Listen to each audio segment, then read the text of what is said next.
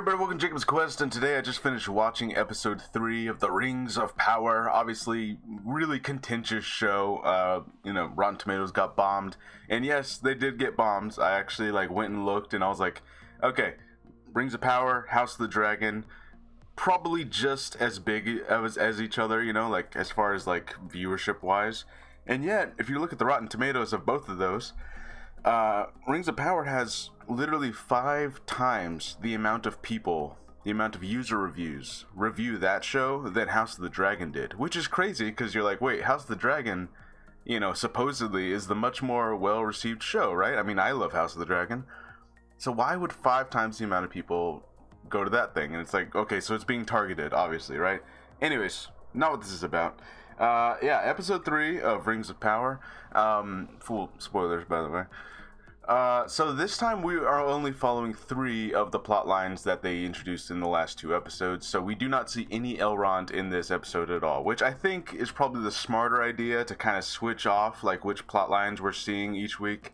Because there's just so much going on. That's the truth. There's a lot going on. So it feels like we're making just we're making a significant step in each plot line, but only that one step. You know what I mean? So I can understand if some people feel like it's taking forever to get somewhere, because we're following so much happening, right? Which, of course, that is the traditional, Fellowship of the Ring. They all split up, so we're following 4 different plot lines. They're kind of doing the same thing here, right? So it makes sense. So as far as Galadriel and this mysterious guy that she met out in the open ocean, they got rescued, and they're taken to the island of Numenor, the kingdom island of Numenor. And basically, these are the humans that sided with the elves against Morgoth. Whereas, the people we've met before in the Southlands, the people in Middle-earth, they sided with Morgoth, the evil people, right? So basically, we're seeing these 2 different groups of humans. Now, as far as Gondor and Rohan, I don't know exactly, are those things yet? Are those even are those kingdoms even around? I actually don't know. In any case, here we are on Numenor, and yes, we see what everyone kind of thought we were going to see. We see the father of Isildur, and Isildur himself, who is a 20-year-old at this point. And he's trying to get his, I don't know, he's in sailing class, basically. But basically he's going to become a captain of a ship. Something. There's a lot of terminologies being used here that I don't fully understand because, again, I'm not super heavy on the lore side. But anyways, basically what it turns out is that this island used to be really kind to elves, but for some mysterious reason, they are not kind to elves anymore, and it's still really unclear exactly what happened, because they had a king before this current queen regent lady who does not like elves. And they were, elves used to be able to come and go as they pleased to this place because they were on the same side, So we're still trying to find out exactly what happened there, but Galadriel is becoming friends with Isildur's father. I can't remember his name. I think it starts with an E.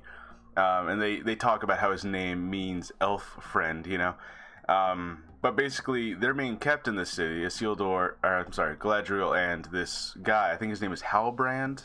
And what we find out about him, actually, or potentially find out about him, is that the sigil necklace that he's wearing is actually the symbol of the kings of the Southlands. Basically, they had united all the people of the Southlands against Morgoth after they had, they had previously been loyal to him, and at some point they turned on him also. So his family, he's if you remember, episode 2, one of the people in the Southland said our true king will return. So I guess they were talking about this guy, So as you can see, we have Galadriel here. We have the king, or the guy who's supposed to be king of the Southlands, which also significant thing we find out.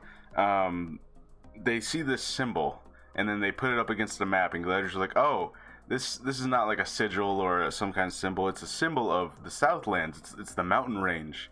This curved mountain range with a line through it. And essentially, at least I believe what we're seeing here is that this is the beginnings of Mordor. All the orcs that are digging underneath the tunnels in the Southland villages.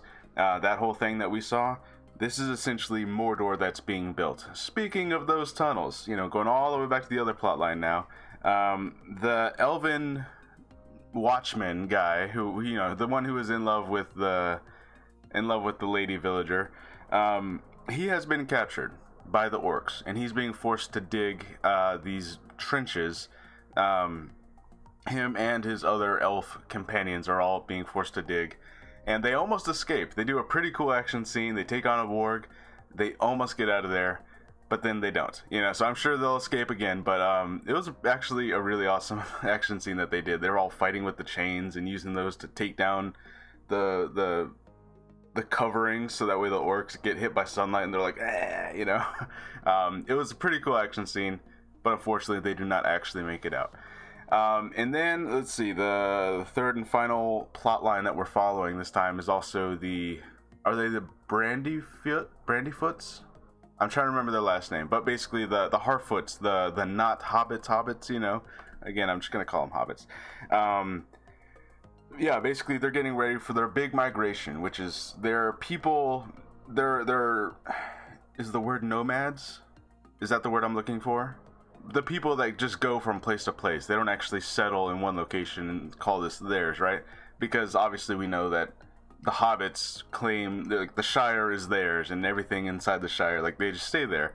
So this is before that. They're going from place to place to place, and they just constantly migrate, right?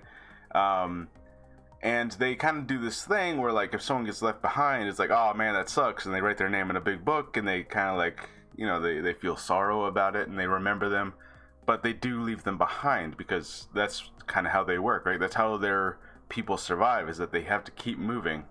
That's essentially how they, don't get themselves killed off, because they're small, and basically, they all get found out, because they're trying to find the constellation, the stars that the meteor stranger wants to see. And they go inside this book, and they find this page, and we still don't exactly know what this star symbol means, unless it was revealed and I just didn't understand it, But basically, they're in the big meeting where they're talking about all the people they left behind, and of course, they call him a giant, but the stranger shows up, and he, everyone's like, oh my god, and he doesn't understand, right? So basically they all leave the next morning, and they're gonna they're not leaving the Brandyfoots behind, but they are gonna be like, all right, you have to sit in the back because you endangered us all by bringing in a stranger, and we don't know this guy. And the dad had hurt his foot in the last episode, so the big thing, of course, is just like when you're migrating back in the day, it's like, oh, you're hurt, you're gonna get left behind because we have to keep moving for the good of the group, right? We can't just sit here and wait for your foot to get better, So that was kind of the big conflict there, which of course, hey, luckily now they have, a giant, not really, a human-sized person, they have a giant, which is what they call them, and so now he's going to help them carry their wagon and keep up with the rest of the group. So there you go. That kind of solved itself, right? But we still don't know exactly what the constellation is and exactly what it means. Again, unless I missed it, I'm going to have to go watch a breakdown, because they did, they had a piece of paper there and something was happening. And then, it all got interrupted. So I'm like, okay, do we know yet? Or exactly what is the constellation? We don't entirely know. So the stranger, I've seen everyone still insist that it is Gandalf, and it's totally possible. Some people have pointed out that according to the lore, the wizards didn't show up until the Third Age, which so it's way too early for that to happen. And look, okay, I understand that, and here's my thing, and I've said in the last two episodes, look, I didn't read the books, but even if I had, this is kind of I played those Shadow of Mordor games perfectly fine, happy. I know there's crazy amount of changes, and most of this stuff didn't happen in those video games, right? But no one really cared, Maybe there were some small grumblings, but no one really cared that it's because it's just a video game. And for me, this is the same thing. It's this is just an entertaining fantasy show. If it doesn't abide by the what Tolkien said happened in whatever book, That's fine with me. I understand that.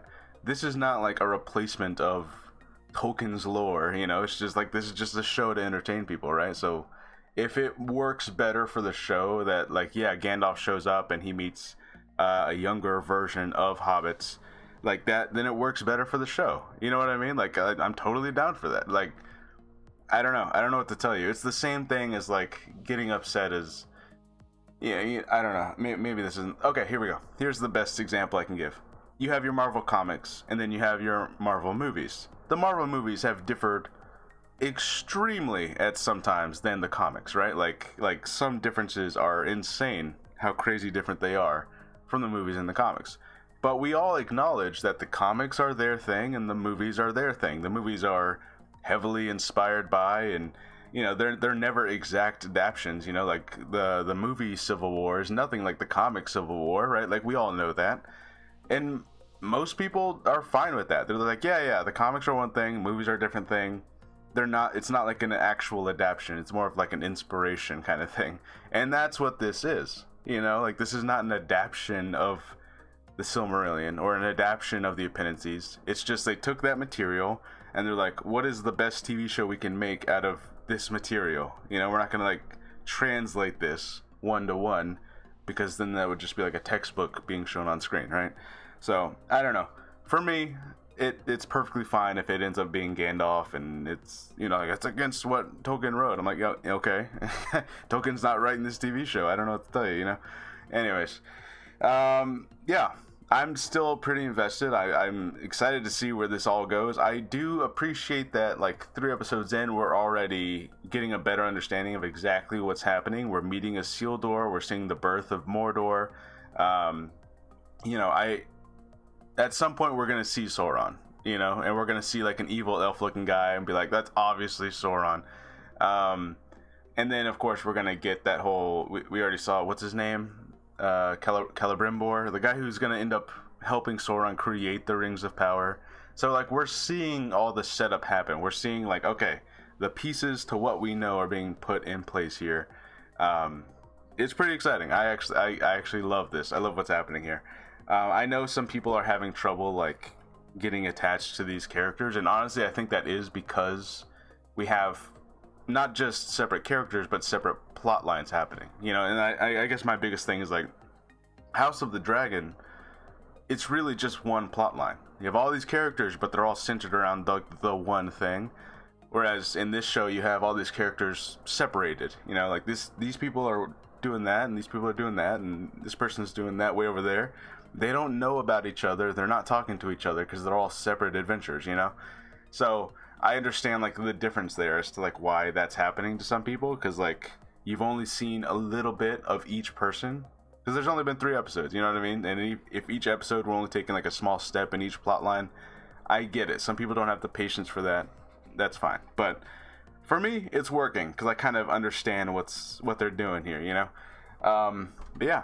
That is Rings of Power episode 3. I'm still pretty excited to see where this is going, and if anything, that's the more exciting thing about it not being an exact, you know, adaptation, is they can kind of do what they want, and they can throw in those surprises and be like, boom, this is happening now. You know, it's like, that's okay, I'm down for this. So yeah, let me know what you guys think, and I'll see you guys on the next episode. Bye.